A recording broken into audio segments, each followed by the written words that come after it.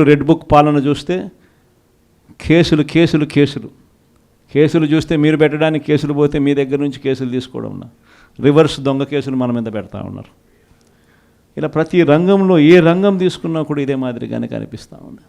మరి ఇంత ఫాస్ట్గా ఎరోడ్ అవుతూ ఉన్న ఈ ప్రభుత్వం మీద పోరాటం చేయాల్సిన సమయం కూడా వచ్చింది. పోరాటం చేసే కార్యక్రమాలలో ఇబ్బందులు ఉంటాయి,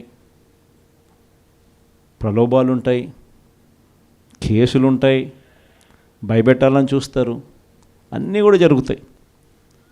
కానీ నేను మీ అందరికీ కూడా నేను ఒకటే చెప్తా ఉన్నా, ప్రజల తరపున మనం నిలబడి, ప్రజల పక్షాన మనం గొంతు విప్పి, ప్రజల తరపున మనం పోరాటం చేసే కార్యక్రమంలో వెనకడుగు వేయొద్దండి అని మాత్రం చెప్తా. మంచి అనేది ఎప్పటికైనా కూడా గెలుస్తుంది.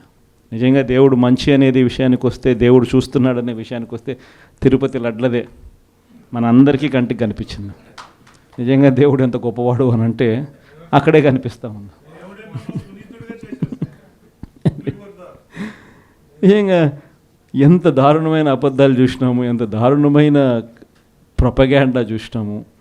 నిజంగా వీళ్ళు వాళ్ళ ఈనాడు, వాళ్ళ ఆంధ్రజ్యోతి, వాళ్ళ TV5 ఈ నలుగురు గోబెల్స్ ప్రచారానికి తగులుకుంటే దీనికి తోడు చంద్రబాబు తోడు ఇంకో పవన్ కళ్యాణ్, వీళ్ళందరూ కలిసి ఏ రకంగా ఒక అబద్ధాన్ని సృష్టిస్తారు, అబద్ధాన్ని అమ్మేయగలుగుతారు, అబద్ధం అని తెలిసినా కూడా దాన్ని ఏ రకంగా ప్రచారం చేయగలుగుతారు అని చెప్పేదానికి మన కళ్ళ ఎదుటే కనిపించింది.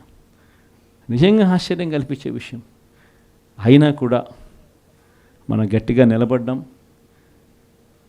విషయాలన్నీ ప్రజలకు మనం చక్కగా చెప్పగలిగినాం. మీ అందరితో కూడా ఒకటే చెప్తా ఉన్నా, పోరాటం చేయడంలో, అడుగులు ముందుకు వేయడంలో అందరం కలిసికట్టుగా అడుగులు వేస్తాం. పోరాటం చేసిన ప్రతి విషయంలో నష్టపోయిన ప్రతి ఒక్కరికి కూడా వైఎస్ఆర్ కాంగ్రెస్ పార్టీ అన్ని రకాలుగా తోడుగా ఉంటుంది. రేపొద్దున ఎవరైతే ఎక్కువ నష్టపోయి ఉంటారో వాళ్ళందరినీ ఏరుకొని మరీ వాళ్ళందరికీ పదవులు ఇచ్చే కార్యక్రమం దగ్గరుండి నేను చేస్తానని చెప్తాను.